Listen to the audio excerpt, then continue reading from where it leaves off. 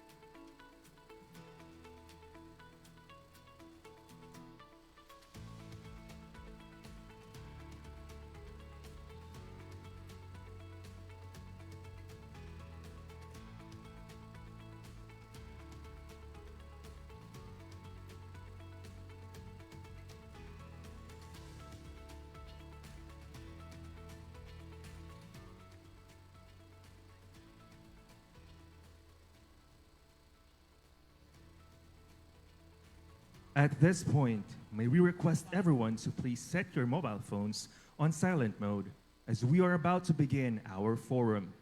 Thank you.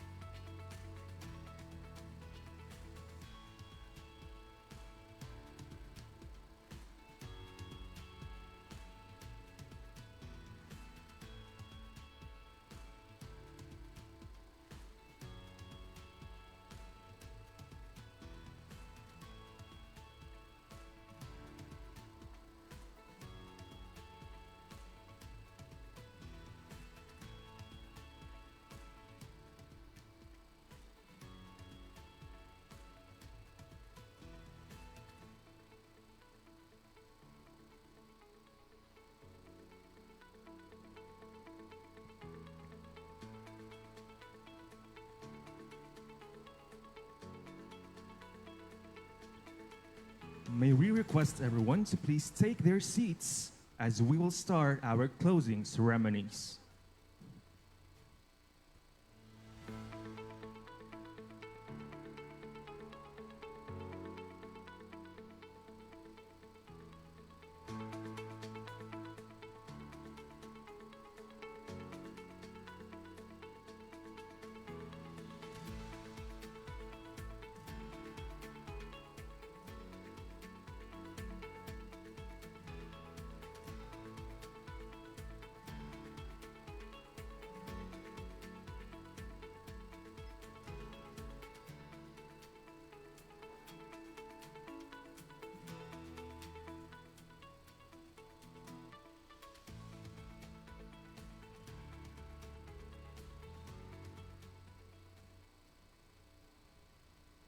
To officially kick off our closing ceremonies and guide us through this meaningful program, please welcome back our host, Miss Iris May Ferraris. Let's give her a round of applause, please.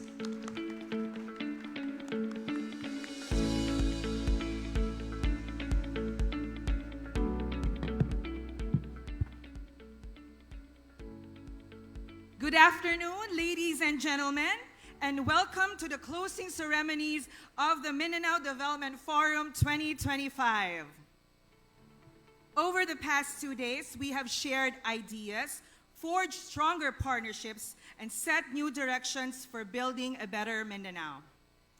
Today, we gather once more, and this time to celebrate what we have achieved together and to look ahead with renewed purpose.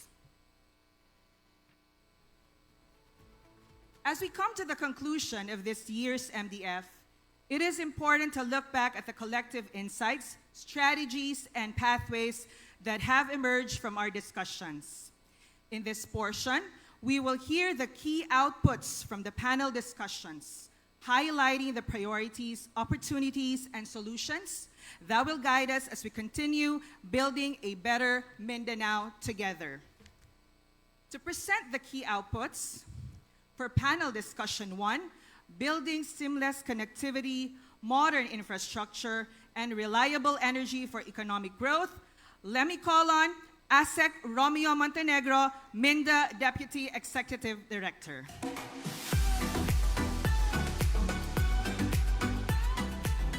Thank you, Iris. Our distinguished guests and dignitaries, good afternoon. And to the rest who have stayed with us for the last 2 days, I thought my part was already done yesterday, moderating, but I still have a remaining task to do, which is to present and provide the highlights of what transpired, particularly in the panel session 1, on building seamless connectivity, modern infrastructure, and reliable energy for economic growth. And yesterday definitely was a rousing panel discussion. It took up from the presentation of Yusek Juven Balbosa of the Department of Finance in terms of financing Mindanao development, leveraging on ODAs in terms of these needed requisites for realizing critical projects and programs in Mindanao. We also took note of the presentation of Director Joanne Barrera of Minda in terms of Minda now pursuing an updated version of our Mindanao Development Corridors called Mindanao Development Corridors 2.0. The same corridors development approach that we are glad to note that had been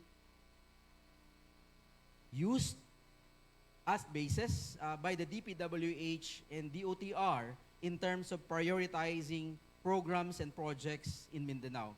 The same Mindanao Development Framework that has become a basis as well for many in the private sector in terms of making business decisions and in terms of strategically aligning investment strategies with those that had been put together in terms of this corridors approach.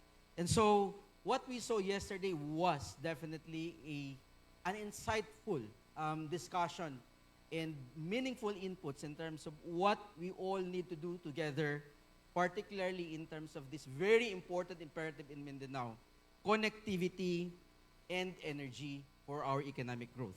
So let me therefore walk you through first of the way forward highlighted in yesterday's panel Mindanao transport system shall be intermodal, climate resilient, and efficient using green technologies and innovation.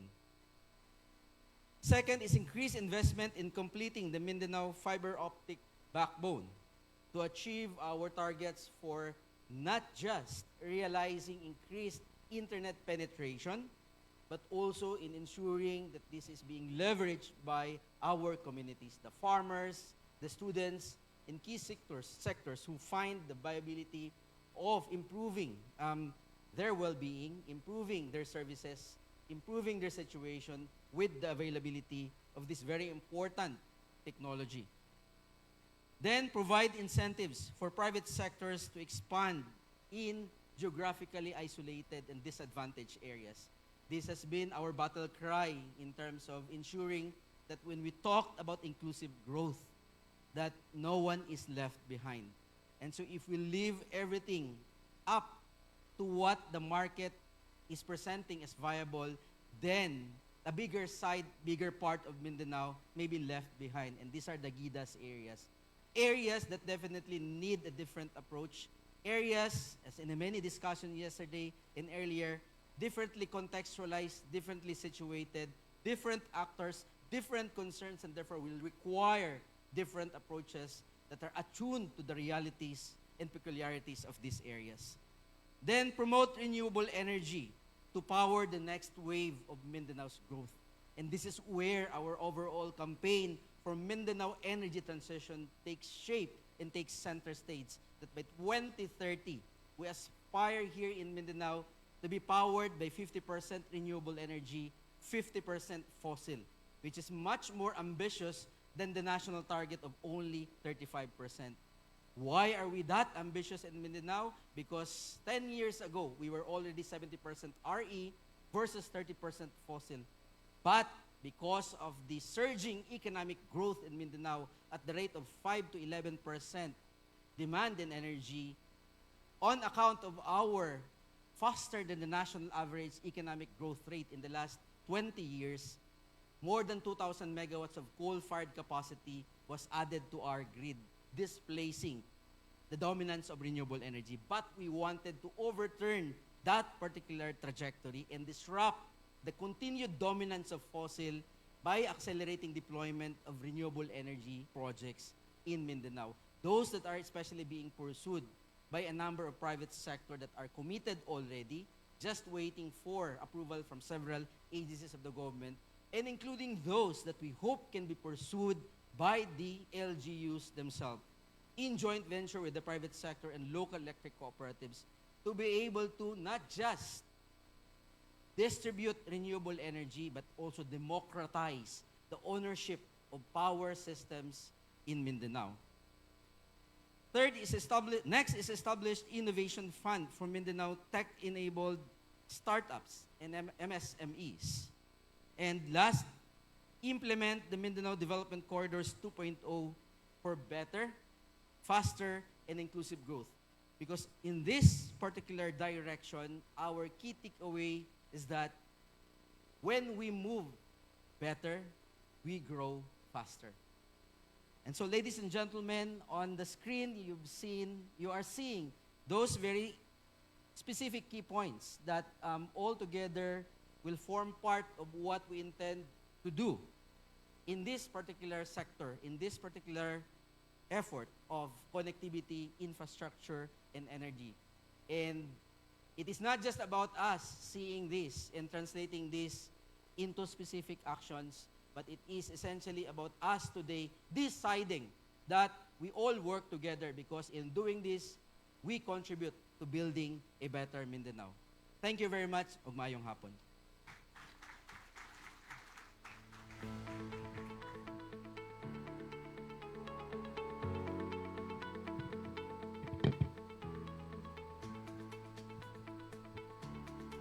Thank you very much, ASEC Montenegro, for a very comprehensive reporting of the panel discussion 1.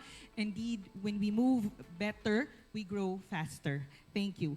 And now to proceed to the panel discussion 2, Building Human Capital and Inclusive Communities for a Resilient Mindanao. Let me call on the head of the sub-office of the UNFPA, Ms. Rochelle Yu.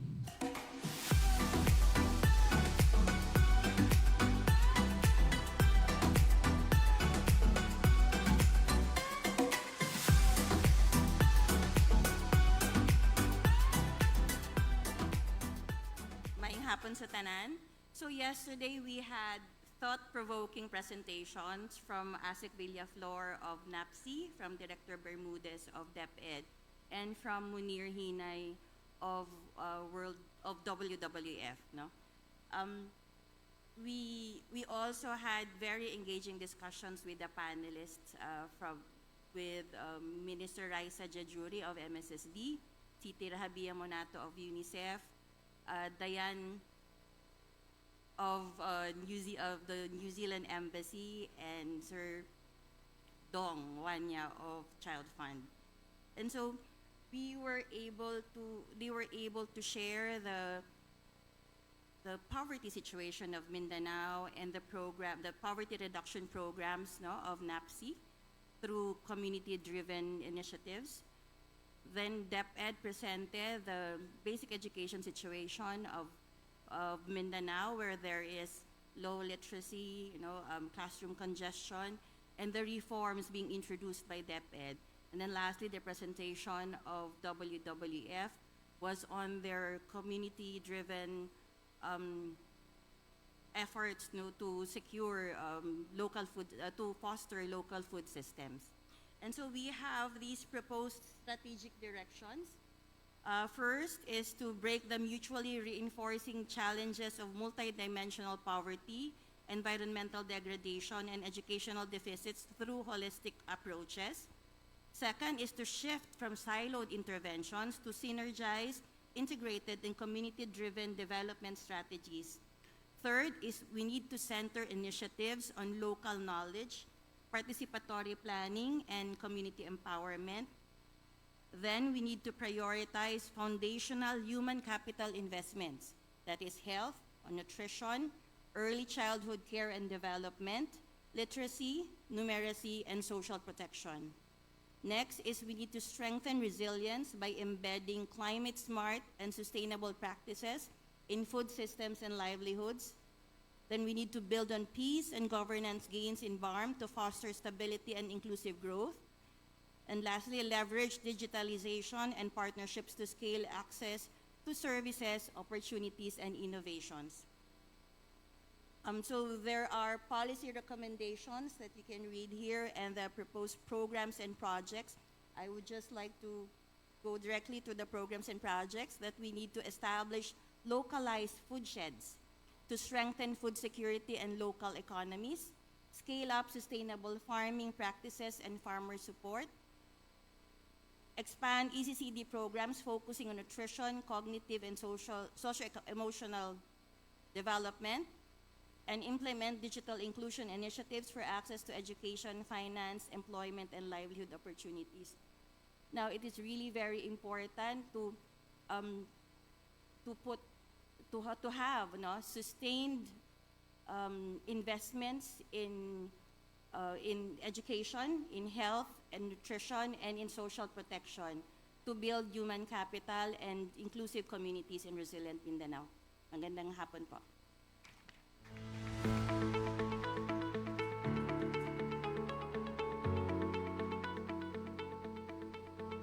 Thank you, Ms. Rochelle Yu, for presenting the key outputs of panel discussion 2, Building Human Capital and Inclusive Communities for a Resilient Mindanao. To present the key outputs of panel discussion 3, From Farm to Global Market, Unlocking Mindanao's Agri-Industrial Potential, let me call on the FAO Assistant Representative in the Philippines, Ms. Dulce Carandang.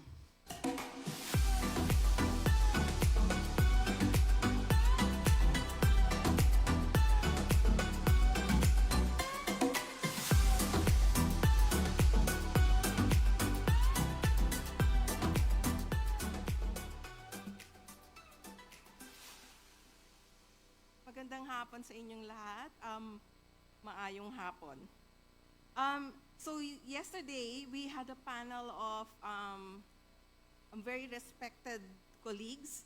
So first, we heard from Regional Director Romy Castaneja from DTI and Ms. Christina Rensman from GIZ.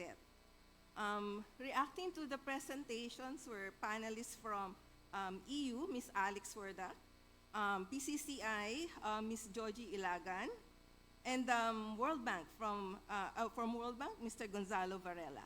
In front of you are the highlights of what we discussed. We actually had a very interesting discussion, and it veered into kind of sensitive discussions too. So you will see that there's an affirmation that Mindanao has a lot of potentials to be a hub for agri-industrial growth. And there is a need for very lively partnerships and investments. However, a lot of this would depend on the local context on peace and development.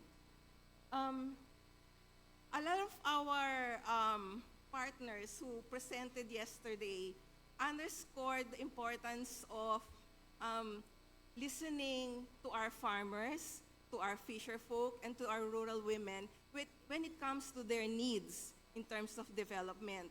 And there's a focus on making sure that there is a vibrant consolidation or clustering of efforts through cooperatives and farmers' organizations. Modernizing agriculture, fostering youth participation, and the promotion of halal were among the things that were highlighted by both our presenters and our panelists. In fact, Ms. Georgie yesterday was saying that a lot of small and medium enterprises have been engaging in halal production, but none of these have actually scaled up to the point that it can penetrate global market. And yet, there's a very good growth potential in that area. The focus, there was a specific discussion on land. It was discussed that the key issue of small shareholders or small farming households is that there's a limited area for them. And having a limit, like 2 hectares of land, doesn't really lead to a lot of economic growth or a big growth in income. So that challenge was tackled, and there were policy discussions that were proposed. And that leads me to the policy recommendations. Obviously, agrarian reform came up as a critical point that needs to be addressed, not just by policymakers in Mindanao, but at a broader level at the national. We need to also encourage our farmers and our fisher folks to join cooperatives, because only in coming together and clustering together that they would be able to contribute to improve economic outcomes. And then, of course, there's the adoption of crop insurance. Yesterday, our colleague from World Bank was saying that very few of our farmers and, of course, the rural women and fisher folk know about insurance at all. And yet, this is a critical mechanism, given how prone we are to disasters, to hazards. Now, there were a lot of concepts that were shared yesterday, but these are just a few of the highlighted ones. So there is a massive need for research. We still have a lot of growth potential, and a scientific or a science-based or evidence-based approach to the development of the agriculture sector is really needed. Tailored funding.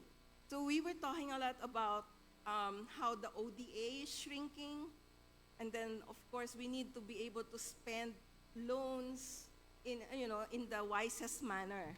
And what we're saying is that, okay, then we need to make sure that whatever initiatives we do need to be relevant to the smallholders. Well, of course, there's a discussion on value chain development and industry clustering. Again, what is important here is the engagement of the farming sector themselves. And then lastly, linking agriculture directly to, well, actually, the global market is there, and there is a demand for our farmers' products, whether it's cacao, banana, or pineapple. Those are the major products that were mentioned yesterday. So we just need to make sure that the capacity is built and that the opportunities are built for our farmers. Thank you very much.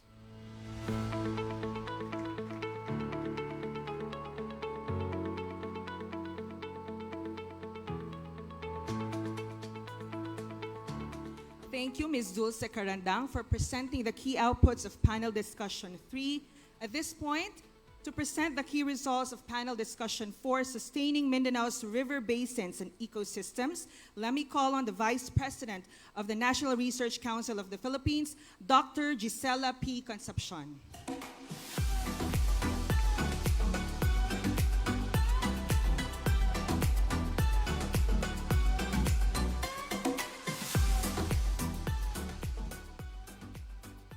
Good afternoon, ladies and gentlemen. I would like to present the key discussion points of the panel discussion on sustaining Mindanao river basins and ecosystems in Mindanao. We consider the Mindanao River Basin as a treasure of Mindanao, and therefore we should think of the SWOTs of the Mindanao River Basin. What are the strengths and the opportunities provided by the river basin, and what are the threats and opportunities? The session began with a presentation of Ms. Erica Bucog of Access. There's a project of CARE Philippines funded by the European Union, and it demonstrated how important it is for us to mitigate and reduce disasters and conflicts. And so this presentation presented data on flooding, the occurrence of flooding, and then the cost of the destruction, the people affected and the people who were moved.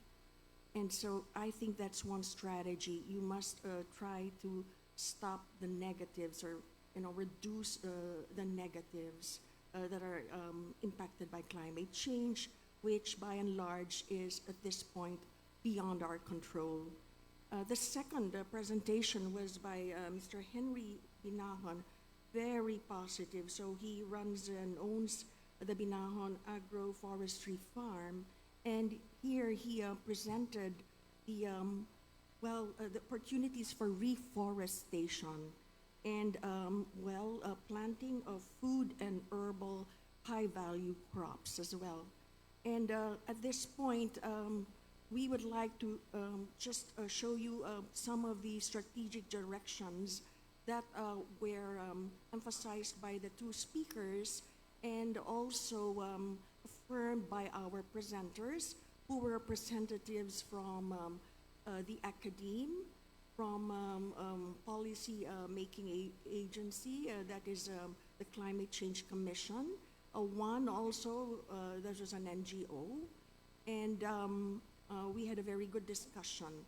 And everyone agreed that there should be multi-sectoral stakeholder partnerships, NGAs, LGUs, CSOs, academe, women, IP youth, and may I add, industry stakeholders. I would like to thank the MINDA staff for preparing this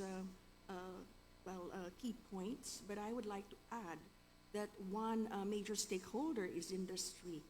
In particular, the extractive industries in Mindanao and the agro industries, the massive plantations that you have here in Mindanao that are generating a lot of income for you, but then, as we know, they contribute significantly to the problems in the Mindanao River Basin. In the case of the quarrying, you have the deforestation of the mountains as far as Bukidnon, and impacting on the flooding in Davao. And we know that this is a very serious problem. And the other one is your agri-industries in the highlands, for example, of Bukidnon. You have huge plantations, and the fertilizers, they are into the rivers, brought to the river. There's a river runoff, and there is evidence that now the water quality is poor and the fish are few. And so this impacts on the livelihood of the Mindanaoans in the region. So I think that it would be so important to create a platform for dialogue and interlocal cooperation, IKSP. We would have to empower local development councils to use the master plan. There is a Mindanao River Basin master plan, but it has to be updated regularly. And so our professor from UP Los Baños has led in developing this master plan, and he has an updated one to share with us. And so last night I had a chance to speak with our secretary, Magno, and we are hoping that we can sign a memorandum of cooperation with the National Research Council of the Philippines. Our previous speaker said that we need more scientists to help us in all these areas of climate change and agriculture and fisheries.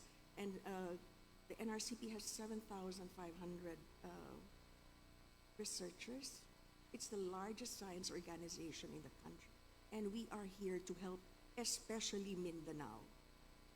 So yes, there should be very strong responsibility and leadership by the LGUs, because they're the ones who can put together the community of, the IPs, the farmers, the fisher folk, the industry leaders, and the MSMEs, as well as the NGOs, to work together in their particular LGU.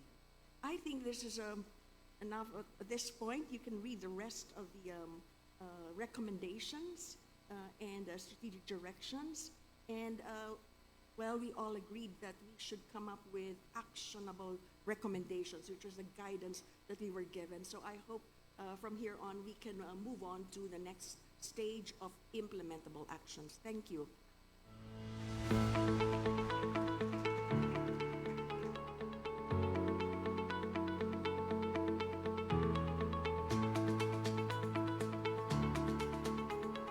Thank you, Ms. Gisela Concepcion, for presenting the key outputs of the panel discussion for Sustaining Mindanao's River Basins and Ecosystems. To present the key results of panel discussion 5, Building Resilient Communities Through Preparedness and Adaptive Strategies, let me call on from the World Food Program, Ms. Laika Sarenas.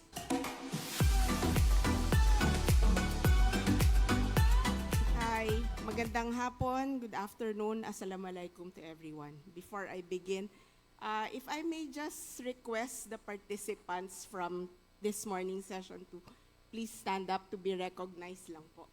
Mabilis lang po. If we can request everyone who joined the session earlier to please stand up. Very quickly lang po. Alright, mukhang marami nang umuwi. Sige po, alright. Sige.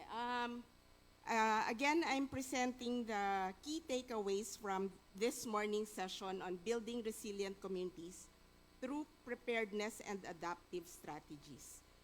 We were joined by the Regional Director of the Office of Civil Defense 11, RD Ednar Dayanghirang, sir. He's here. We were also joined by one of the presenters who's also from People in Need, the Country Director, Mr. Pascal Artho. Okay, thank you, sir. So for the panelists, we were joined by the Governor of Davao Oriental, Governor Nelson Dayanghirang. I'm not sure if he's still around. We were also joined by the Director of the UP Resilience Institute, Dr. DJ Darwin Bandoy. The Head of Programming of Catholic Relief Services, Maria Concepcion Nobleza, or CHIN. No? So sila po they were the ones who guided us the discussions this morning. As a result, we had a very, lengthy and eye-opening discussion, but we would like to present some of the key takeaways from this morning's discussion. For the one of the key takeaways was really the importance of having bottom-up participatory planning. No? It's not enough that we have these discussions at this level only. No? It's really important to be involving the communities on the ground, those who are directly affected by any disaster po. So they need to be involved, they need to take part in these discussions. The Dr. Bandoy emphasized the importance of having data-driven policies, no, and plans. We have evidence, they have the science to back this up. We just need to make use of this information, no, for our plans, for even yun nga, he was saying, even when we build houses, no, we need to be informed of where we build our houses. We should not be constructing this in the fault lines, no, as we have seen from the previous earthquake, most recent earthquake in Cebu, even a McDonald's daw sabi. He was saying that it fell down because most likely it was built on a fault line. So we need to take into account all these things po, no? And he offered, no, the data from the UP Resilience Institute is actually available, no? So we are encouraging LGUs to get in touch with him. I'm not sure where Dr. Bandoy is. I think he's there in the back, no? Mag-konting kaway, Doc, no? So you can feel free to approach him, no? For you to be able to make use of this. We also discussed, a lot of this also were taken from Arno's presentation, no? When we are saying that technology is a life-saving investment, we are not just doing this to spend, no? But this is really strategic because it's a strategic investment because it saves lives and livelihoods. Yung having these early warning systems, automated weather stations, all these systems are very crucial. We are also looking at the importance of institutionalization and sustainability. We recognize that for it to continue, no, for the good work to continue, these systems, no, especially resilient systems, must be embedded in laws, policies, even budgets, no, for the government partners. Hindi lang, it's not enough to put it in the PAPs. PAPs pa rin ba ang ginagamit yan, yung programs, activities, and projects. But it has to be embedded in our policies also. When we talk of capacity and inclusion, it is important for communities, no, to be included, represented, and have a say in the decisions that are made for their sake po. When we talk of coverage and partnerships, we have heard earlier, no, the concept of leaving no one behind, having this inclusive government, looking at last mile solutions, especially for the geographically isolated areas, and we have a lot of those in Mindanao, especially in the BARM. Various stakeholders, no? Government, development partners, private sector need to converge also to look at how we can further enhance our capacities. We were also able to come up with several policy recommendations. I mentioned already the importance of using data, no? There are a lot of risk maps, hazard data for our planning purposes. I'd just like to highlight that there's this new law called the State of Imminent Disaster Act that was recently passed last month. Magko-commercial ako. This was with the support of the World Food Program with the Office of Civil Defense. No? This law basically looks at, and we are currently working on the implementing rules and regulations for this. But this gives us the platform to be proactive and have a risk-informed approach to DRRM. It allows government to have an early release of funds to mitigate potential risks based on forecast and pre-disaster risk assessment. So we have this already. Yun na yung siguro it's an announcement also no, that we can already make use of this, especially for the LGUs who are around. Pwede na po ito. Ito na yung anticipatory action. For programs and projects, we were able to identify a number of proposed programs also, including climate change adaptation using green technology. There was a mention, one of the participants from Bukidnon mentioned the importance of having evacuation centers that are food secure. So dapat malapit sa production areas ng mga gulay, vegetables. It's also important that these evacuation centers are hazard proof. We would want to highlight also I think there are plans from MINDA right now to establish the Mindanao Training Center. That's in partnership with the University of Southeastern Philippines. Hopefully, we will have this soon, before the term ends sa Cleo. So we do hope that in our lifetime, we'll be able to see this Mindanao Disaster Training Center. So again, on behalf of the participants of Session 5, thank you very much. And we are really, as I end po, I read this earlier, but would like to highlight really the call to action as written by Minda also, and I suppose a lot of these echo this also.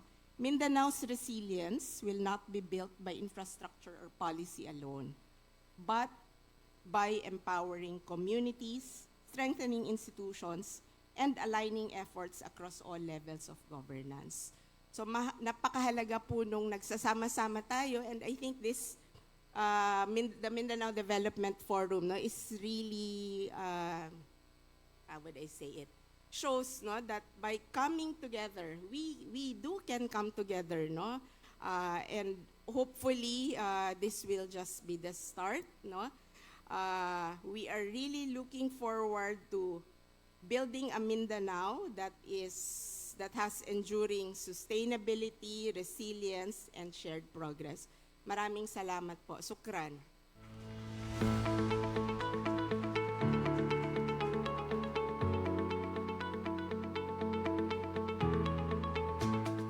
Thank you, Ms. Laika Sarenas, for presenting the key outputs of panel discussion 5, Building Resilient Communities Through Preparedness and Adaptive Strategies. To present the key outputs of panel discussion 6, Building Lasting Peace and Strengthening Governance for Inclusive Development, let me call on the country representative of the Asia Foundation, Mr. Sam Chittick.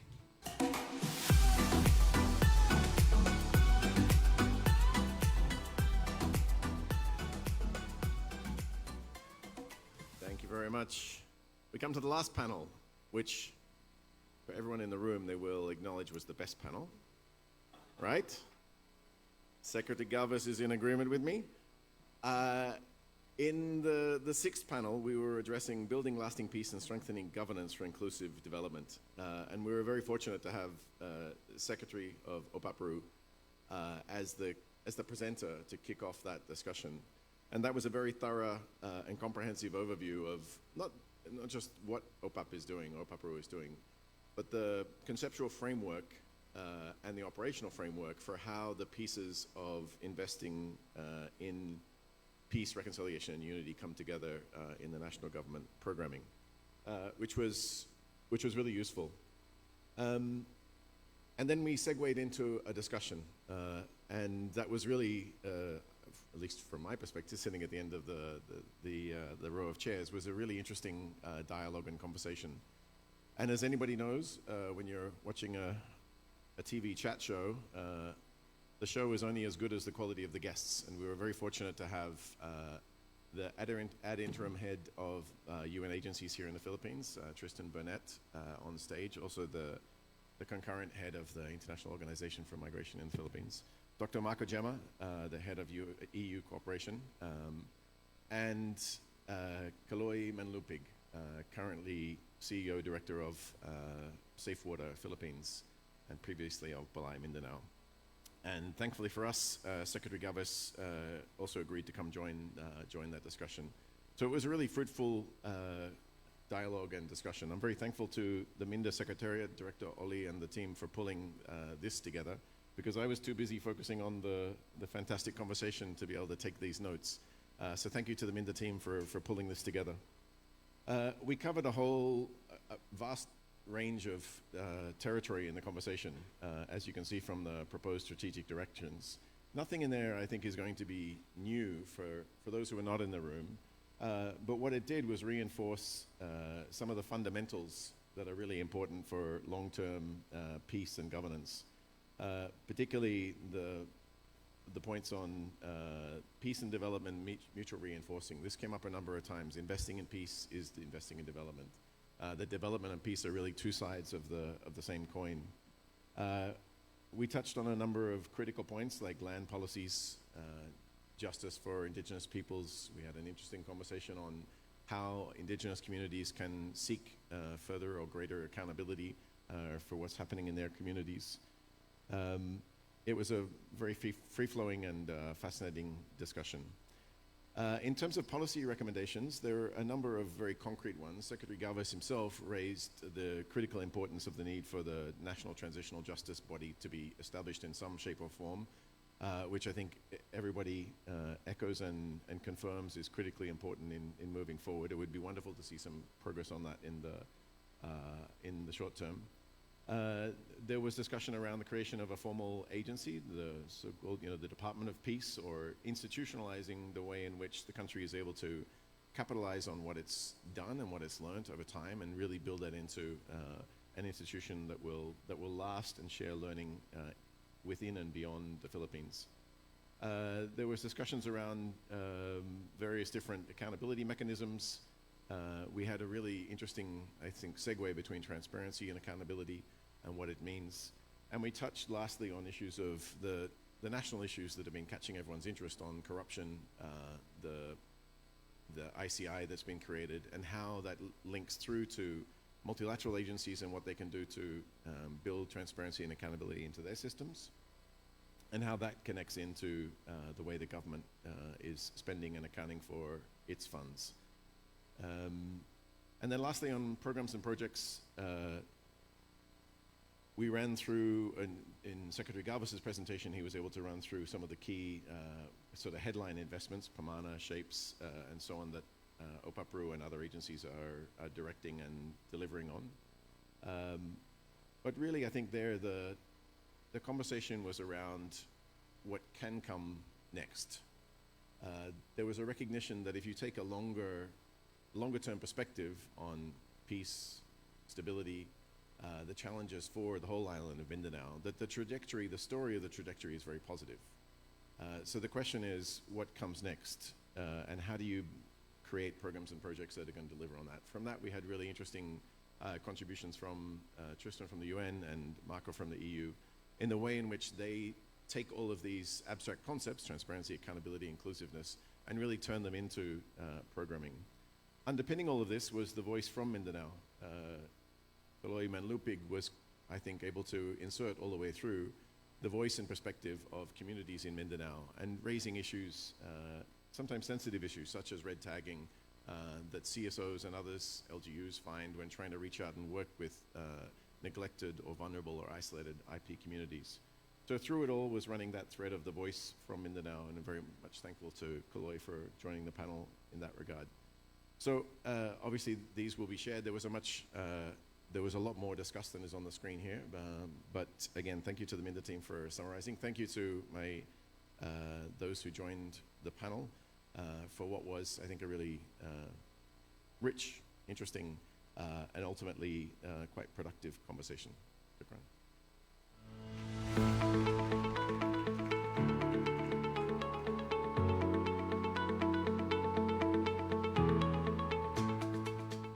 Thank you, Mr. Sam Chitik, the country representative from the Asia Foundation, for presenting the key outputs of the last but not the least panel discussion 6, Building Lasting Peace and Strengthening Governance for Inclusive Development. Peace and development go hand in hand. and in Mindanao, they're inseparable.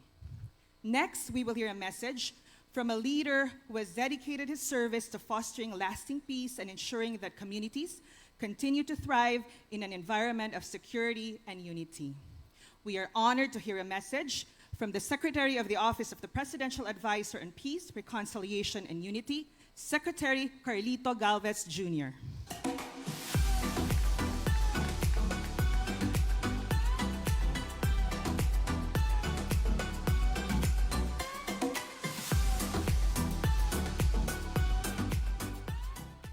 Thank you very much for your courtesies. I'm not prepared to have my speech because it was not within the program, but I will take the invitation of Secretary Magna. Good afternoon, Assalamualaikum. This morning, insightful discussions on building lasting peace and strengthening governance for inclusive development has laid bare a critical truth. The peace process cannot survive, let alone thrive, in isolation.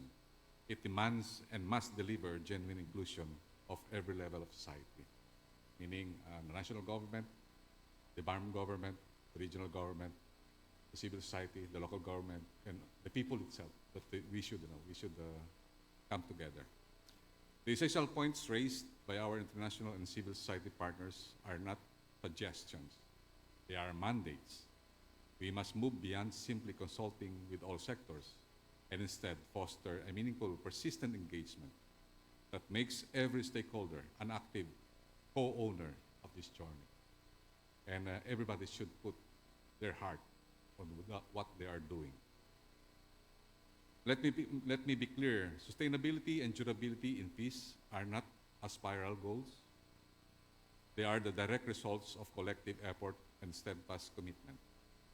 For our peace workers from the public and private sectors, this means translating policy into tangible development and justice on the ground.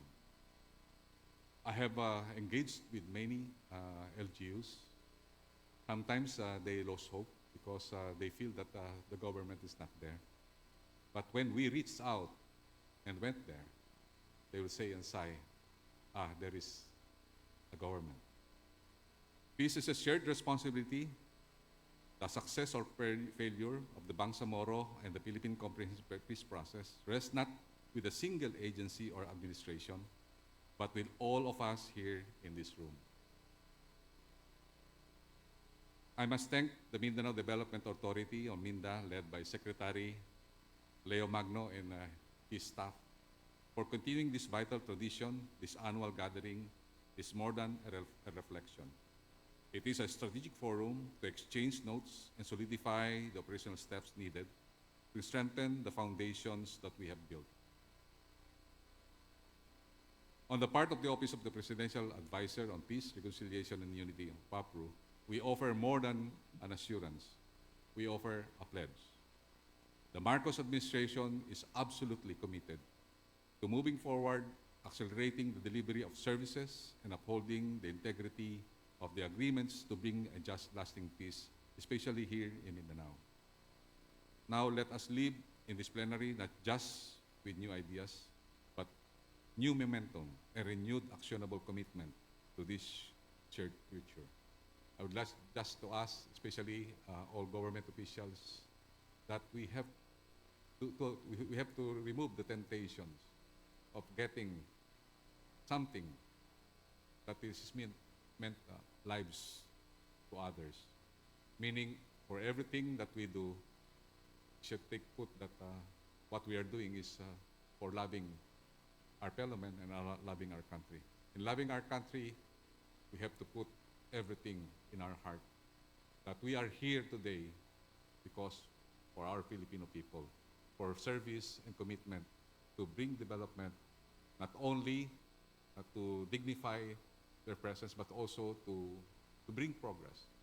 The President had said, Charlie, we have only three main objectives of this process. Number one is to make sure that our constituents will respect the rule of law. Because without rule of law, we cannot push forward for peace. And second is to improve human dignity. Human dignity and decency is very important to all of us. never, never turn around to people who are asking for help, because their dignity will be more dampened if we will not give them any help. Third is, meaning our objective should be people-centered. The development should directly proportional to the people's prosperity. So therefore, as a public servant, I would like to take note that the corruption that we are having right now in our country, many agencies are incorruptible. And Minda and all of us here today, I hope that we will maintain the goodness in us in helping others. Thank you, and thank you very much.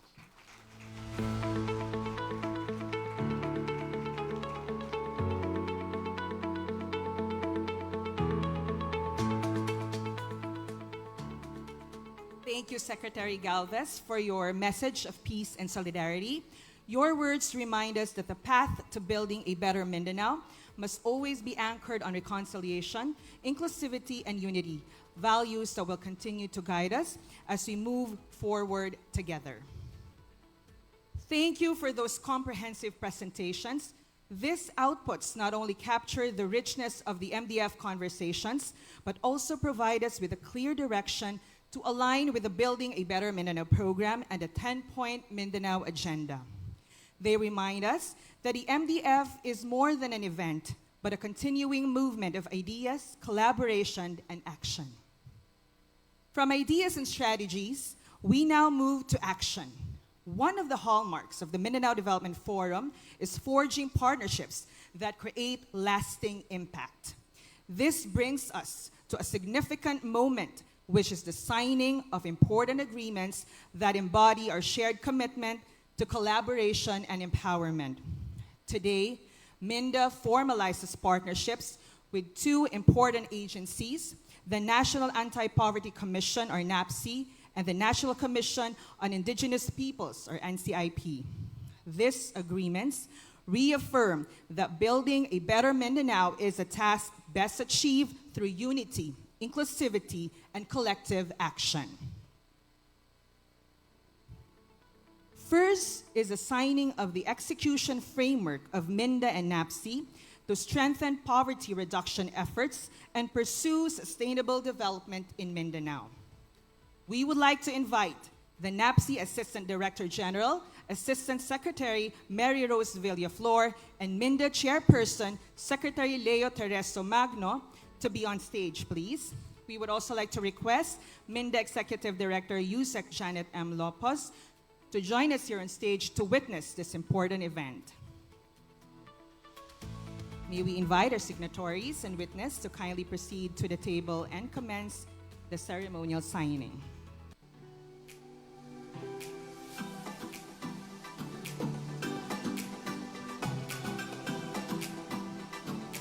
The signing of the execution framework marks another meaningful step in our journey toward building a better Mindanao, strengthened by the earlier Memorandum of Cooperation between Minda and NAPC. We now move from principle to practice. This execution framework is one of the tangible results of this year's Mindanao Development Forum. A huge thanks to NAPC and Minda for developing a framework that serves as the operational blueprint to ensure the vibrant participation of our basic sectors and align efforts to generate concrete, actionable outcomes for Mindanao. Let's give them a round of applause, please.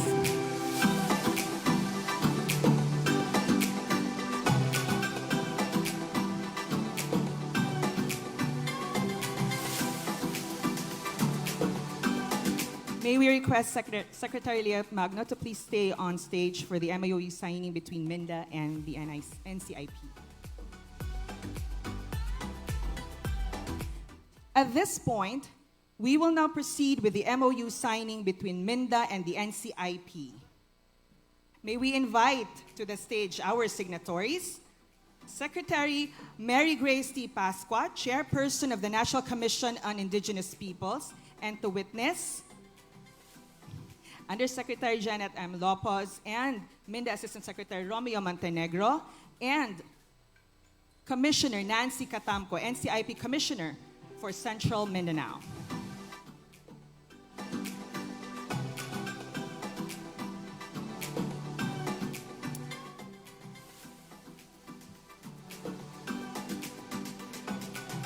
As the signing takes place, allow me to share the essence of this Memorandum of Understanding. This agreement between MINDA and NCIP reinforces their shared commitment to empower indigenous cultural communities and peoples across Mindanao. It establishes a framework for collaboration in sustaining development while promoting the well-being and protecting the rights of our indigenous peoples.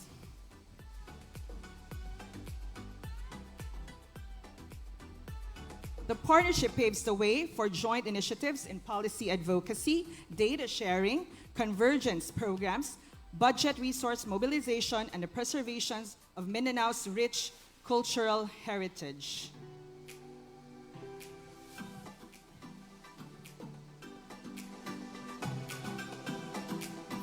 Ladies and gentlemen, with this Memorandum of Understanding now signed, MINDA and NCIP mark a new chapter of partnership, one that places our indigenous peoples at the heart of Mindanao's journey toward peace, progress, and shared prosperity. This cooperation embodies our collective resolve to ensure that no community is left behind as we continue to build a better Mindanao. Let us give our signatories a warm round of applause for sealing this meaningful commitment.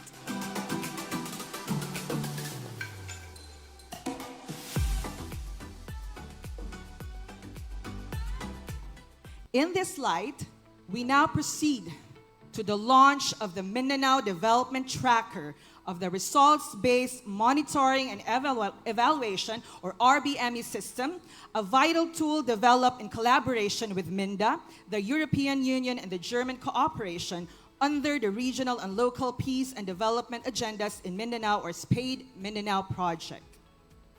To give us a background on the Mindanao Development Tracker and its role in strengthening the implementation of regional and local peace and development agendas in Mindanao, may we call on Executive Director Janet M. Lopez of the Mindanao Development Authority. Let's give her a round of applause, please.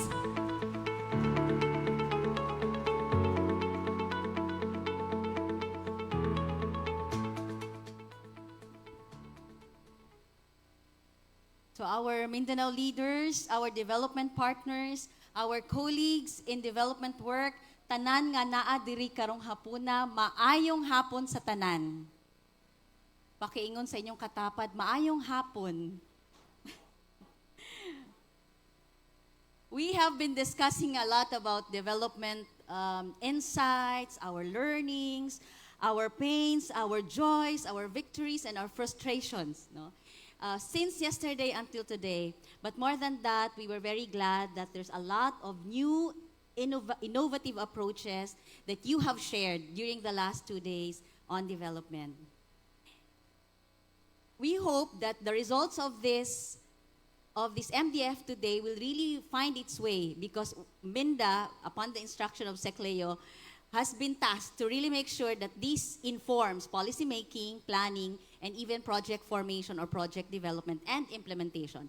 But the next question is, when we're done, when it's already in the implementation stage, how do we measure whether we're making a dent in our poverty in development? How do we make sure that we are able to align what we do, whether it's government, whether it's development partners, NGOs, CSOs, community level, or at the strategic level? How do we make sure that all of us are aligned with the government priorities? Those were exactly the same questions we asked during the last MDF.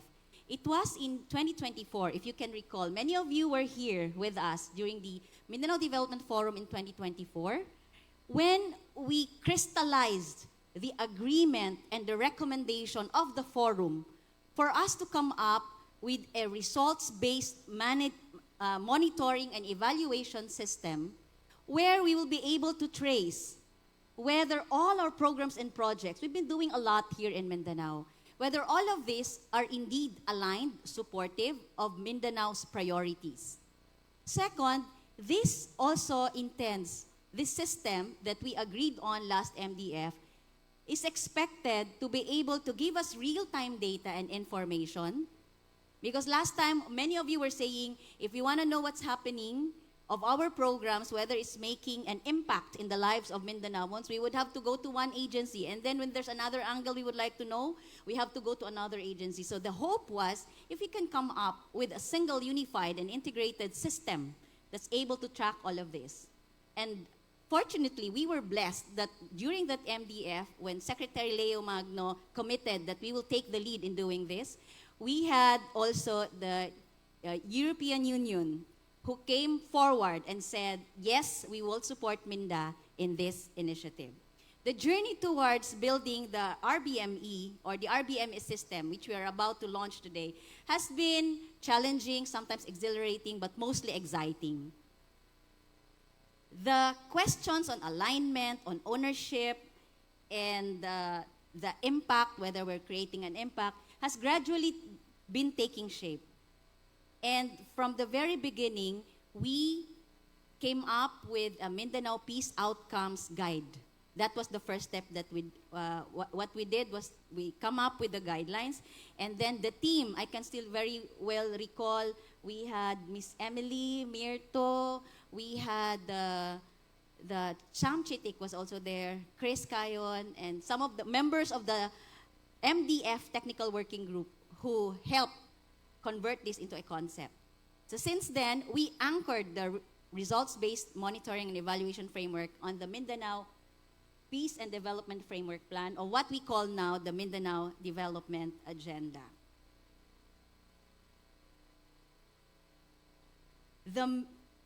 With the strong support of the EU, as I said, and also with the German cooperation through the SPADE project, and the steadfast contributions of many of our partners from government, private sector, NGOs, CSOs, the academe, we proudly present to you today the Mindanao Development Tracker, a vital tool of the results-based monitoring and evaluation system, a platform that is more than just a monitoring tool.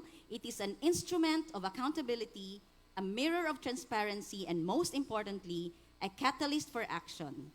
It ensures that every project, whether it's government, LGU, ODA financed, foundation financed, every program and every project and every partnership is harnessed as a force for transformation, unlocking Mindanao's full promise, a Mindanao that is peaceful, inclusive, prosperous, and thriving for generations to come. At this point, before I turn over now for the official launch, allow me to just recognize the members of the team who helped put all of this together. From the Minda, we have here our P3DO, led by Director John Barrera, their team, Ernie Tomas. Also, from the EU, we have Mirto and Emily who helped us. From the SPADE project team, led by Peter Hin, Madita, please stand and be recognized. Sila po yung talagang nagsunog ng kilay at naningkamot yun in taon nga. By this time, we will be able to come up with what was committed by our secretary. So once again, to our valued partners, we extend a sincere invitation to collaborate with us in this initiative. So to give you a snapshot of how the development tracker works within the system, here's a short video that the Minda team has prepared for everyone. Once again, ladies and gentlemen, daghan kaayong salamat. Let's watch this.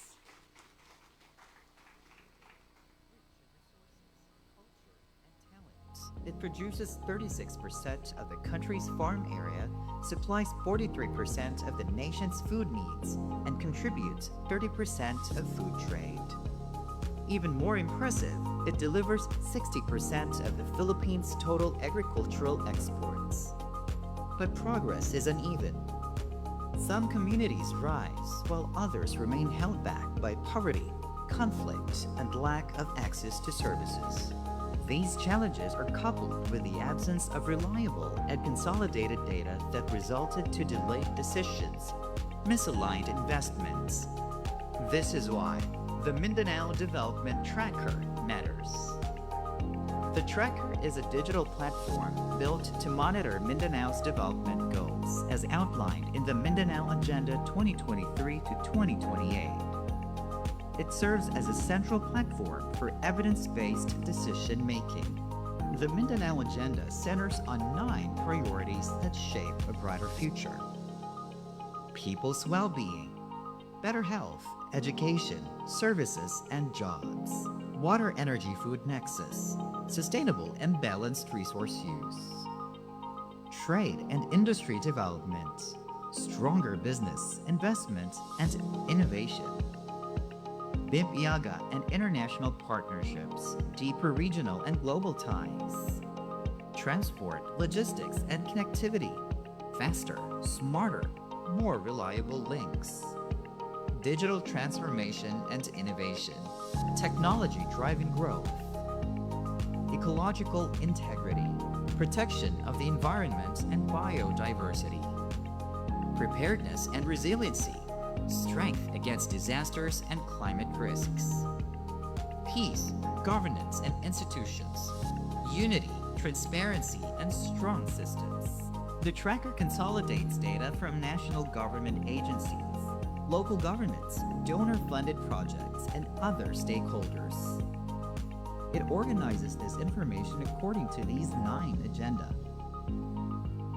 The tracker functions not only as a reporting tool, but also a decision support system. It helps identify gaps, measure Mindanao Agenda development outcomes, and guide future planning, ensuring that Mindanao's growth is inclusive, sustainable, and aligned with both national and international goals.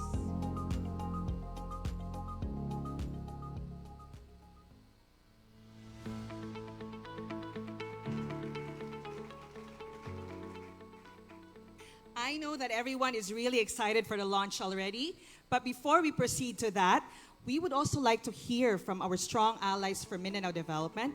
Let me call on first from the National Anti-Poverty Commission, or NAPSI, NAPSI Assistant Secretary Mary Rose Villaflor.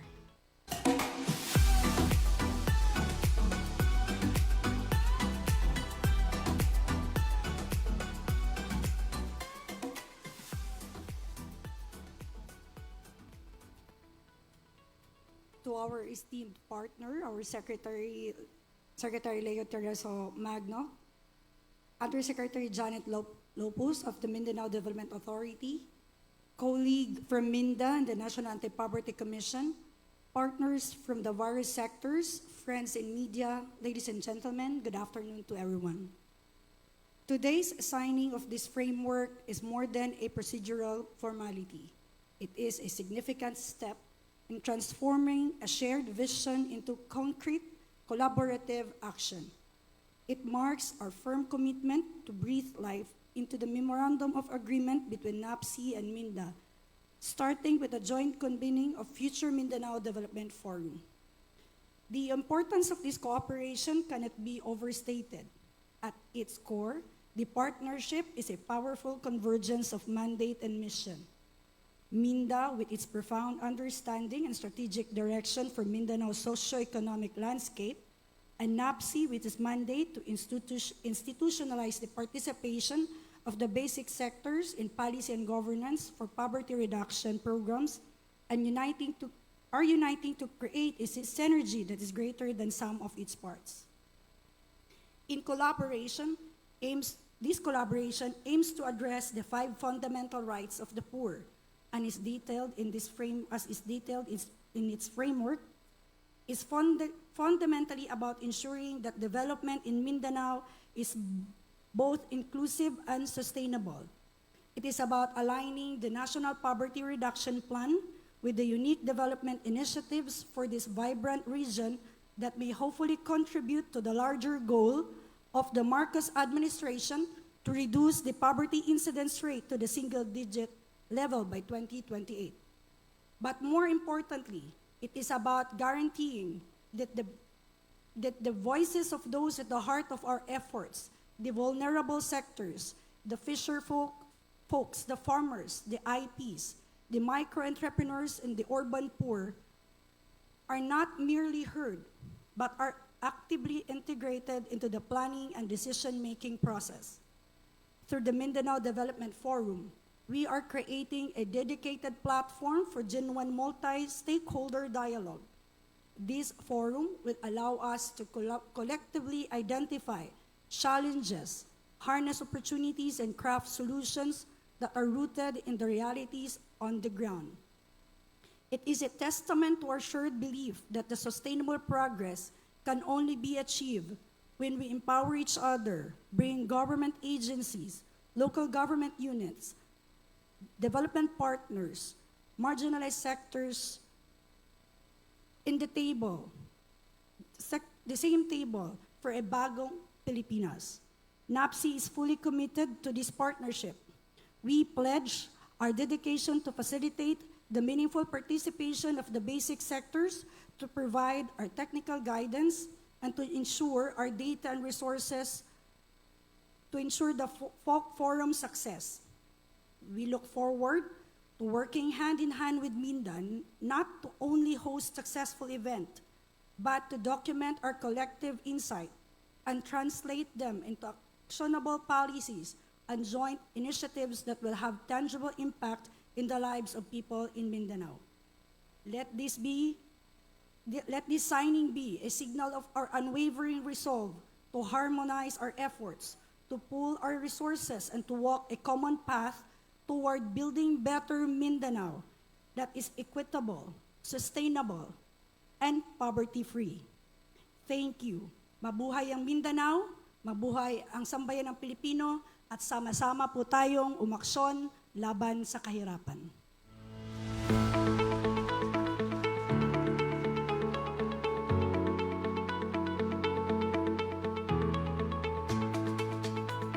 Thank you, ASEC Villaflor. Minda is looking forward to working further with NAPSI. Let me call now to give her message the chairperson of NCIP, Secretary Marie Grace Pascua.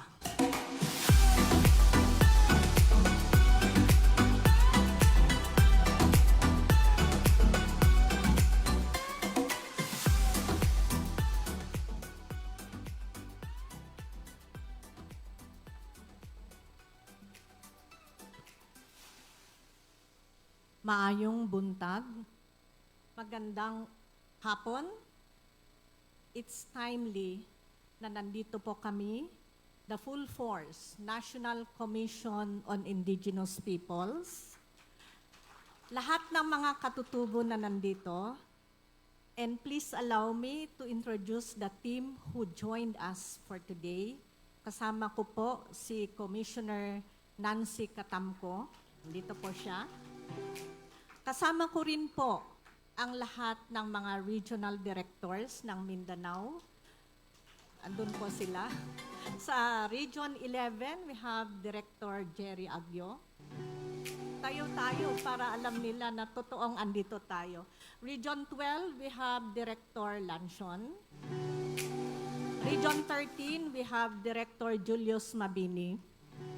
At sa Central Office, we have the Director for Foreign Assisted Projects, Director De Los Trinos. And my Chief of Staff, Mr. Marion Pascua. At lahat po ng mga NCIP nandito, hindi lang po sila. Kasama rin yung mga, alam ko may mga IPMRs, Indigenous Peoples Mandatory Representatives, IP leaders, at siyempre, sa lahat na may puso sa mga indigenous peoples. Alam niyo why did I start with this greeting to recognize the indigenous peoples? Dahil po, ngayon ay Indigenous Peoples Month. Kaya sa lahat po, Happy Indigenous Peoples Month. It's really timely na we are having this Mindanao Development Forum. And first, I would like to express our sincere gratitude to Secretary Leo Magno for inviting NCIP. And all, we would like to recognize and acknowledge the presence of the development partners, as well as our partners in government. Earlier, we have Honorable Secretary Galvez. And lately, we have now our National Anti-Poverty Commission, actually partner natin ang NAPSI. and all government agencies who are here, civil society. I understand we have also the private sector. Allow me to greet you in the language where I came from, an IP myself from the Cordillera, particularly from Ifugao province, where you have the rice terraces. Kaya po ako naka-green ngayon because I'm promoting our rice terraces, which is the symbol of sustainable development. Maphod an argo, pehed ni Eggeo. It's good day to everyone. Unang-una, you just witnessed the signing of the Memorandum of Understanding between Mindanao and NCIP. Hindi po ito bago. It's not new to us. We had this in 2024, and we are grateful that because of the prodding of a very competent commissioner, and allow me to mention that, Commissioner Katamko, with the full and competent support of Secretary Leo Magno, which I'm happy to meet him today personally, I've seen the importance why NCIP has to prioritize the signing of the MOU.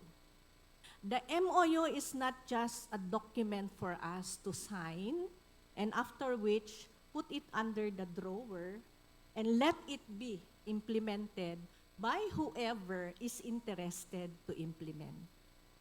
The reason why, one, we are one, meaning NCIP is one in the directions of this Mindanao Development Authority, which I'm grateful for providing us the documents. I took time to read what transpired, and we are one with you in building better Mindanao. Unang-una, bakit NCIP, the 10th Commission, is one with you with this? Because we know for a fact, and I guess you are interested to know the statistics, which is what I have seen in all the panel discussion, data-driven evidence. Why we are one with you? You know what? We have 2.5 million hectares ancestral domain lands in Mindanao, which is the source of energy. Di ba? Nasa panel discussion nyo yun. Which is the source of the minerals, which is the platform for food security in Mindanao, not only Mindanao, but the whole nation. That's why the direction here is make it the food basket of the country. Hindi lang po yun. You have, nationwide, we have at least, estimate, 14 million indigenous peoples. 63% of them comes from Mindanao. That's the resource. And further to that, we have at least 222 IP groups. 222 IP groups. 50% comes from Mindanao. Those are the resources why we made this a priority for the 10th Commission to sign it immediately. And further, which I hope in all the discussions, I'm one with you to say, let's put it in action. Wag lang po sa salita. Magtulungan tayo to put it in action. Number one, the direction of the NCIP, the 10th Commission, tatlo po ito. One, we are transforming NCIP. And in transforming NCIP, I'm sure Minda is one of those to help us transform our agencies, which was explicitly expressed by Secretary Galvez that we have to put government closer to the communities. Dapat naramdaman ng communities. Kaya yun po kung bakit sinasabi natin transform our agencies to help build better communities. Second, we are one, no, NCIP is one with the Mindanao Authority in its strategic direction of upholding the lands. And for NCIP, it's upholding the integrity of the ancestral domains, which you have 2.5 and plus. Marami ang nag-a-apply, and we recognize that. But of course, there's a process. May proseso po doon paano i-recognize yung mga claims. Thirdly, strategic direction of NCIP is, which I have seen in the panel, 6 na panel, and I'm so happy to see that you recognize the presence of indigenous peoples. Mataba po yon sa amin. And we're very grateful for that because in respect, you have first to recognize their presence. They are existing. They have their own indigenous knowledge systems and practices. And I'm happy also, very glad, that very explicit, you place there the documentation of IKSP to include tribal justice system in our in a way we usually put in our programs in NCIP. We call that documentation of customary laws. Why is it very important? Because the indigenous peoples have a way of handling their conflicts. Pag hindi natin i-recognize na may sarili silang pananaw, hirap yan. You will have gaps. We will have gaps on how we will have lasting peace. So I encourage everyone, let's document indigenous knowledge systems and practices. Let's recognize and promote their ethnographies. Let's look into how the customary laws will synergize with the mainstream law. And at the end, hopefully, we can have what we had been discussing for how many centuries, since time immemorial, peace and development.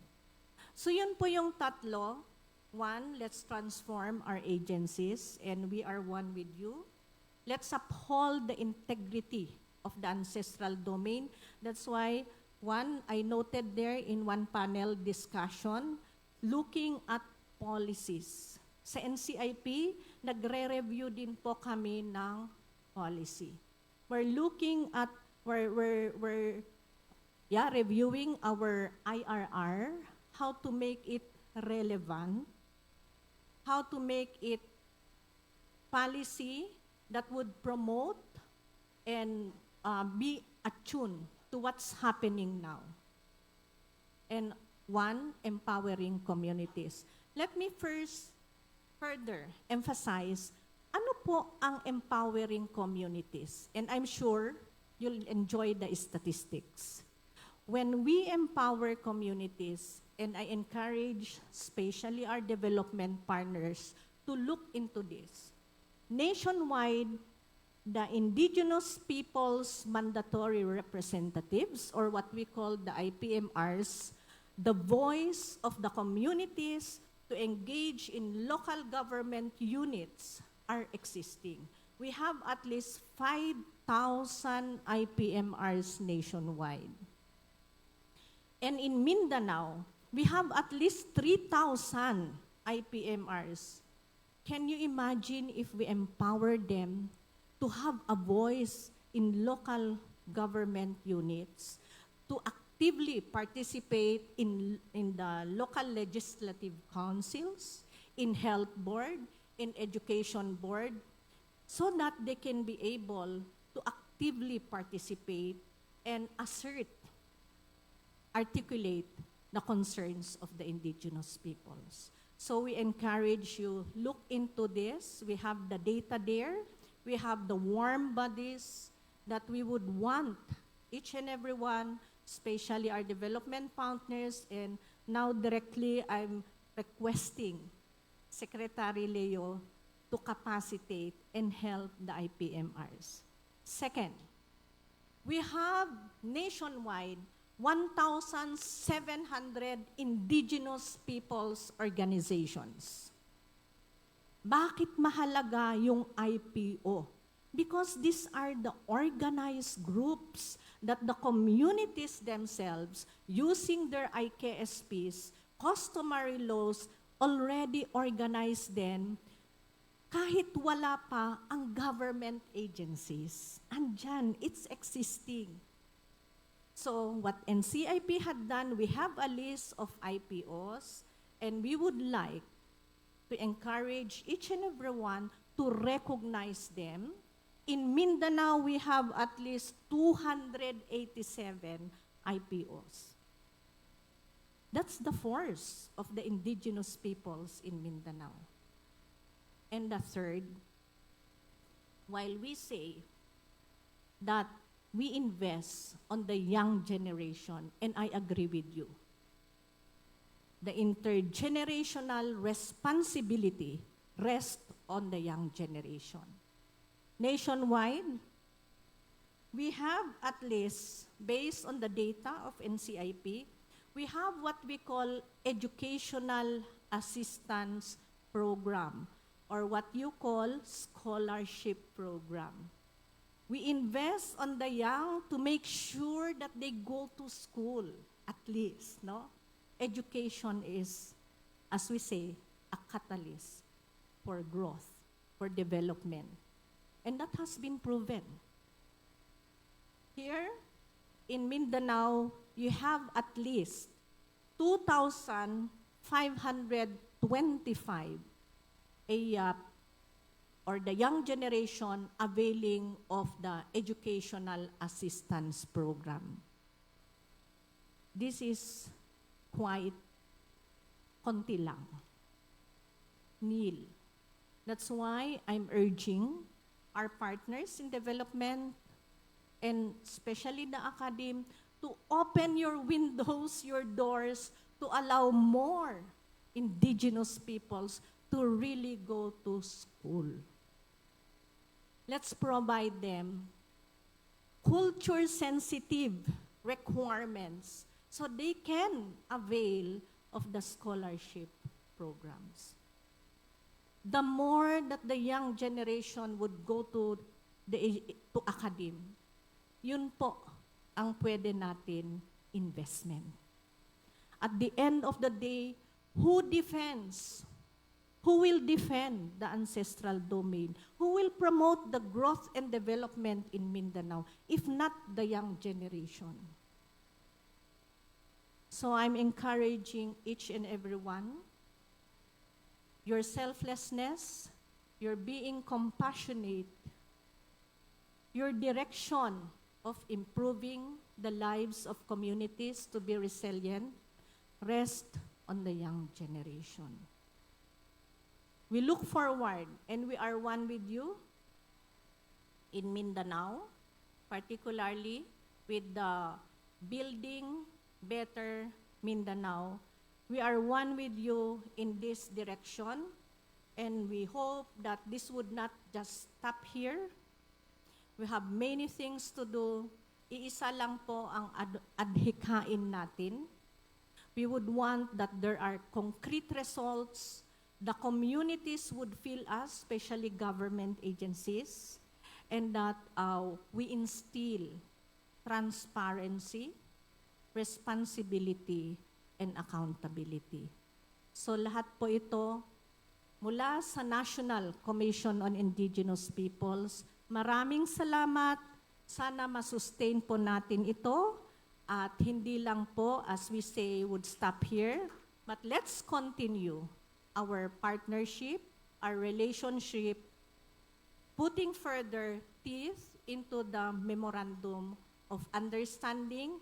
And before I forget, para mas klaro, we look forward, Secretary, that our Memorandum of Understanding would move overall for the crafting of the Indigenous Peoples Mindanao Development Plan. It has an action and it would have concrete results so that we can put there on our Mindanao tracker. Maraming salamat po sa inyong lahat.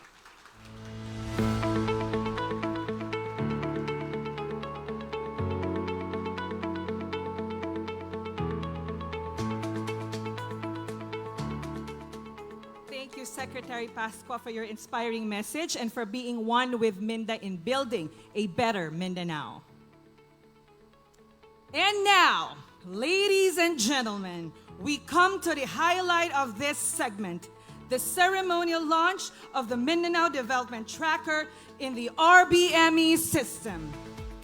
May we invite on stage Secretary Leo Tereso Magno, Chairperson of the Mindanao Development Authority, together with Dr. Marco Gemmer, Head of Cooperation of the EU Delegation, to please join us here on stage.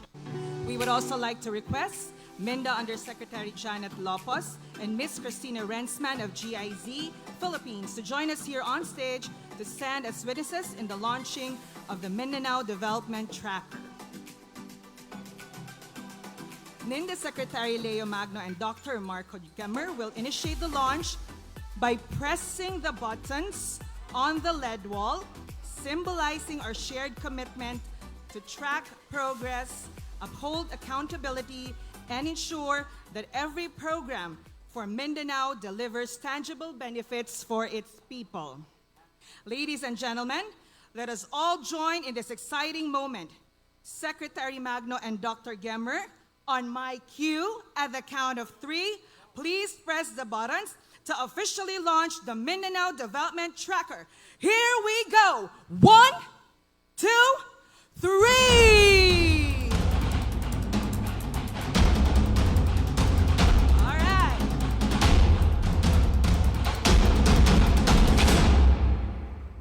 And with that, the Mindanao Development Tracker of the RBME system is officially launched. A round of applause, please. This is a powerful tool that will guide Mindanao's development journey with clarity, transparency, and impact. For the information of everybody, the RBME system was conceptualized way back, and the Mindanao Development Tracker is one of the outcomes of last year's Mindanao Development Forum, where the need for stronger monitoring and accountability was highlighted. Today, we see that commitment come to life. A big round of applause again for this milestone. And our deepest appreciation to Minda, the European Union, and the German cooperation for making this system possible.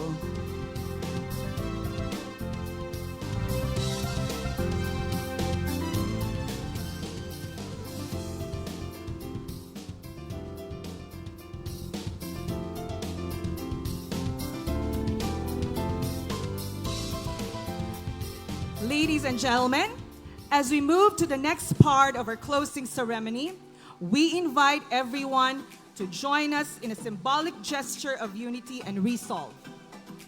Here before us stands the commitment wall, carrying the powerful words, "I commit to building a better Mindanao." To lead us in this act of commitment, may we invite Secretary Leo Tereso Magno, Chairperson of Minda, to be the first to sign the wall.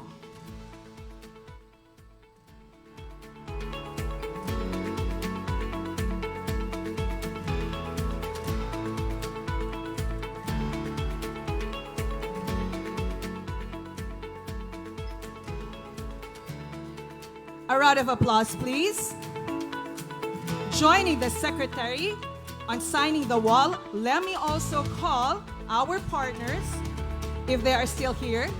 Secretary Carito Galvez Jr. of AMPA Peru, Honorable Abdul Ghani Salapudin of SPDA, Mary Grace Pascua, Chairperson of NCIP, Nancy Katamco, Commissioner of NAPSI, ASEC Mary Rose Villaflor of NAPSI, Miss Honorable Divina Yu, Governor, Province of Zamboanga del Sur, Honorable Nelson Dayang Hirang, Governor of Davao Oriental, Honorable Edwin Jubahiv, Governor, Province of Davao del Norte, Dr. Marco Gemmer, Head of Cooperation EU Delegation, Mr. Pascal Arthod, Country Director, People in Need Philippines, Mr. Gonzalo Varela, World Bank, Ms. Tristan Burnett, United Nations Resident Coordinator and Ad Interim United Nations on International Organization on Migration, Ms. Christina Rensman, GIZ, Mr. Peter Hin, Principal Advisor of GIZ, Marcel Silvius, Country Program Director, GGGI, Ms. Dulce Carandang, FAO Assistant Representative in the Philippines, Mr. Sam Chitik, Country Representative, the Asia Foundation, Ms. Laika Serenas, World Food Program, Ms. Maria Concepcion Nobleza, Catholic Relief Services,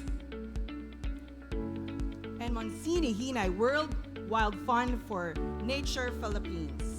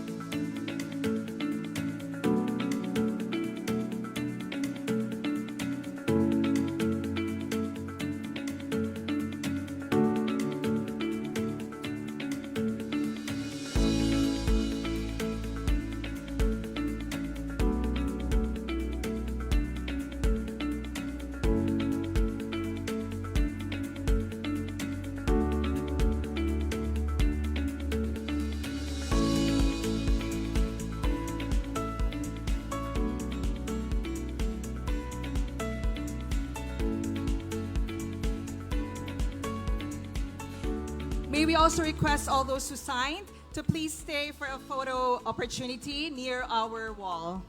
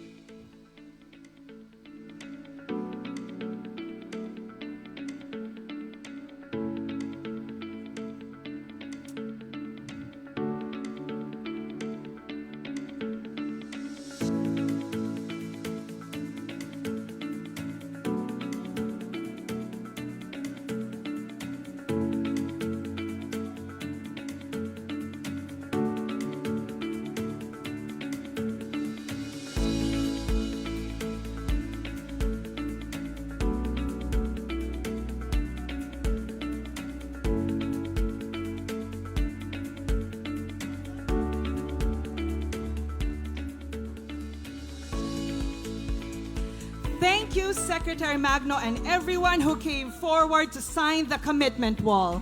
Each signature is more than an ink on a surface. It is a personal promise, a mark of accountability, and a collective step towards realizing the vision of building a better Mindanao. May this wall remind us that transformation begins with commitment and that together every promise brings us closer to the Mindanao we all aspire for. For those who have not signed the wall yet, we can do so right after the closing ceremonies. Ladies and gentlemen, as we near the conclusion of this year's Mindanao Development Forum, let us take a moment to reflect on the meaningful exchanges, collaborations, and commitments we have witnessed over the past 2 days. To officially close our gathering, we now call on the chairperson of the Mindanao Development Authority, the Honorable Secretary Leo Tereso Magno, to deliver his closing remarks.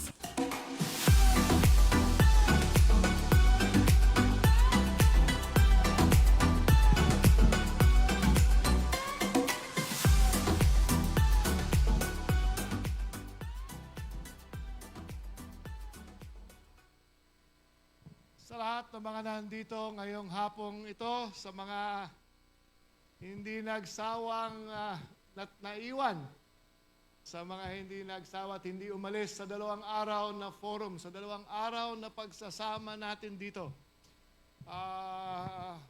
Pabayaan nyo nang isa't isahin ko na naman, pero shortcut ko lang. Sa mga bisita natin na dumating, Secretary Carlito Galvez of OPAPRU, the Honorable Jerry Salapudin of SPDA, Secretary Mary Grace Pascua of the NCIP, Commissioner Nancy Catamco of the NCIP, ASEC Mary Rose Villaflor of the NAPC, at sa lahat ng mga governors and na nandito ngayon, mga membro ng ating local government units, Governor Divina Yu of Zamboanga del Sur, ang aking kaibigan ni si Governor Edwin Jubahib ng Davao del Norte. Nandito rin kanina si Governor Nelson Dayanghirang ng Davao Oriental, at sa lahat, of course, ng ating development partners, ODA, sa lahat ng mga kasama natin na nag-iisip at nagmamahal sa atin dito sa Mindanao, ang ating mga development partners. Of course, my good friend Dr. Marco Gemmer of the head of cooperation of the EU delegation, those who spoke earlier, Mr. Pascual Arthod, Gonzalo Varela of World Bank, is he still here? Miss Tristan Burnett, ma'am, Christina Rensman, GIZ Peter Hin, Marcel Silvius, Dulce Carandang, Sam Chitik, Laika Serenas, who was my classmate in grade school, Maria Concepcion Nobleza of Catholic Relief Services, Monsini Hinay, World Wild Fund for Nature Philippines. To all of you who joined us in this 2-day forum, I would like to thank all of you. And just to summarize, my task today is to summarize what happened in this 2-day forum. While ang haba ho ng pinrepare dito ng aking mga kasamahan sa Mindanao Development Authority. But before I go on, I would really like to acknowledge the efforts that my co-employees in the Mindanao Development Authority, they have spent endless nights preparing for this. They spent sleepless nights preparing for the 2025 Mindanao Development Forum to show to all of you, our private partners, to show to all of you, our development partners, coming from the government and coming from the private sector, coming from the different LGUs all over Mindanao, that we in Mindanao are very serious in what we are trying to do for the 27 Mindanaoans of the 6 regions of Mindanao. Maraming salamat sa lahat ng presenters, panelists, and all our partners who participated in the last 2 days. Of course, I'd like to make special mention to NCIP Chairperson Mary Grace Pascua and NAPC Marios Villaflor for affirming our shared commitment to this year's Mindanao Development Forum theme, strengthening partnerships in building a better Mindanao through these two agreements that we signed today. Mag-uumpisa pa lang kami sa NAPSI at bago pa lang kami nag-usap ni Secretary Lope. Ngunit sa NCIP, ma'am, 2 taon na po yung STIP program ng Mindanao Development Authority. Ngayong taon, kung tama ang aking memorya, we have allotted 8 million pesos to assist the IPs in developing governance, health, education, and whatever aspect these IPs deserve, the indigenous peoples deserve to have a better way of living here in Mindanao. As reported yesterday, Mindanao has made great progress in reducing poverty and securing peace. But we know that progress must be sustained and shared. Yun ang ayoko pag pinababasa ako. Kaya isarado na lang natin ito. The reason why we invited Secretary Galvez, for everyone's information, is that we discussed yesterday, and we know this by heart. The best and the most important ingredient of development is peace. Lahat po ito ng inaasam na asam natin para sa Mindanao. Paulit-ulit nating pinag-uusapan. Ang tagal nating nilabanan ang negatibong pagtingin sa atin.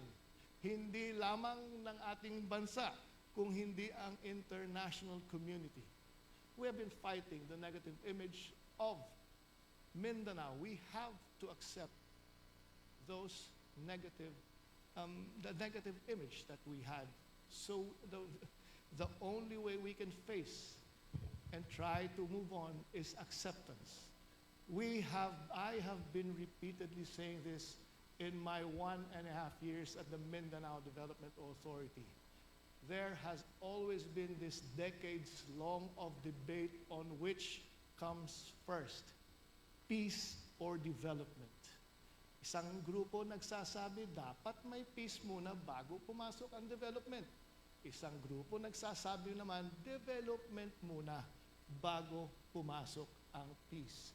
The reason why we are here today, the reason why this year there's more than 500 of you who came and joined us in this 2025 Mindanao Development Forum is this. For the past 3 years, practically the whole of Mindanao has been declared insurgency-free. Salamat sa inyong lahat. So natapos na yung debate, so nandito na tayo sa punto. We have no choice. Or, better said, we are at a crossroads in our history in Mindanao. Nasa kalagitnaan tayo. Ano ba ang dapat nating gawin? How do we participate? Nandito tayo ngayon sa Mindanao Development Forum para sagutin yan. We are here because we believe that after peace, development should come in. Not only because it is a necessity, but it is one way to make sure that the gains of the peace, that the level of peace that we are enjoying right now will remain. Development should kick in. And what have we established yesterday and in this 2-day forum? We cannot do this alone.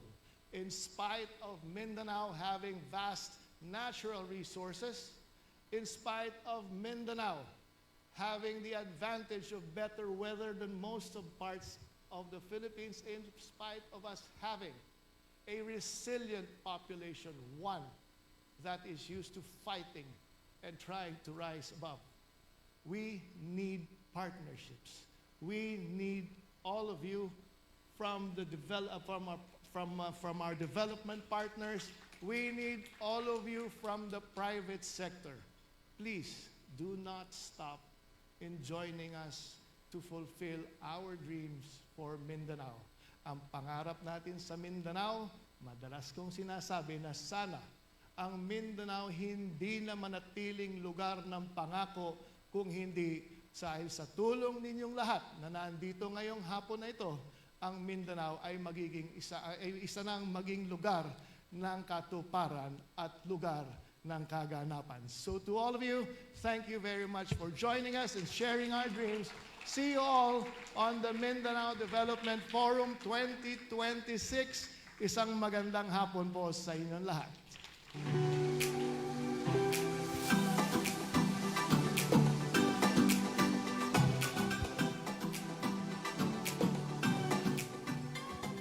Thank you very much, Secretary Magno, for your words of encouragement and for steering this forum with vision and dedication. Your message inspires us to carry forward the partnerships, ideas, and commitments forged here at the Mindanao Development Forum. With unity of purpose, we move closer to our shared aspiration of building a better Mindanao. Ladies and gentlemen, let us take a look back at the highlights of this year's Mindanao Development Forum. Here's a special same-day edit video that captures the moments, the conversations, and the commitments we've all shared over the past 2 days.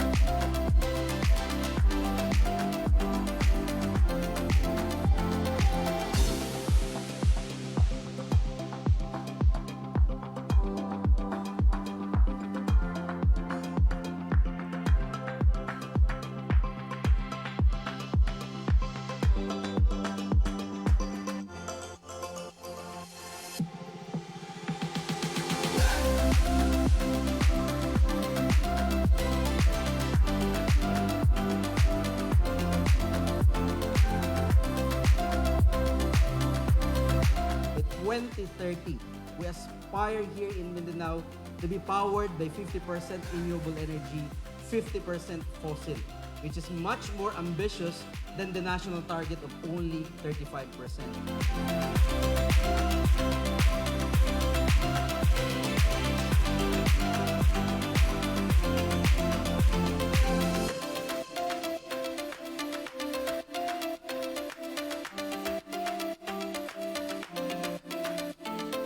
We must move beyond simply consulting with all sectors and instead foster a meaningful, persistent engagement that makes every stakeholder an active co-owner of this journey.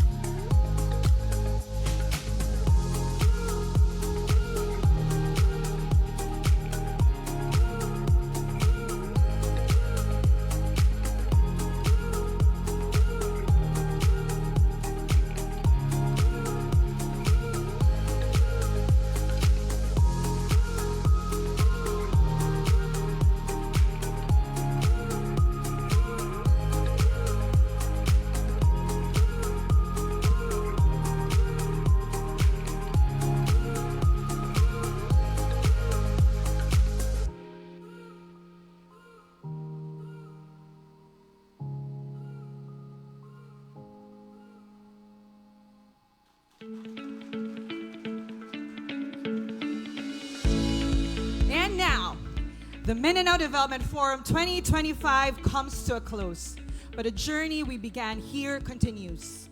The conversations, commitments, and connections we have made today will echo far beyond this hall, guiding us as we work together toward building a better Mindanao. To cap this meaningful gathering with joy and unity, let us welcome once again the Sahaya Dance Collective of the University of Southeastern Philippines.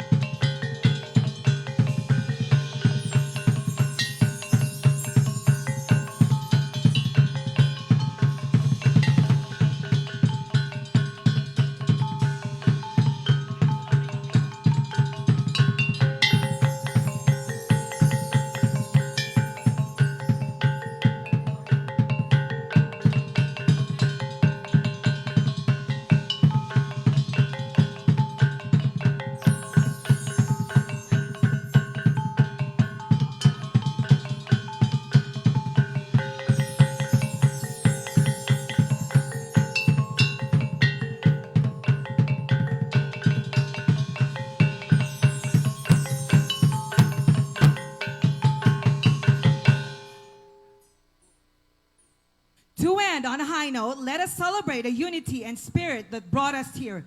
Everyone, please join us for the community dance, a joyful expression of our shared hopes and determination for Mindanao.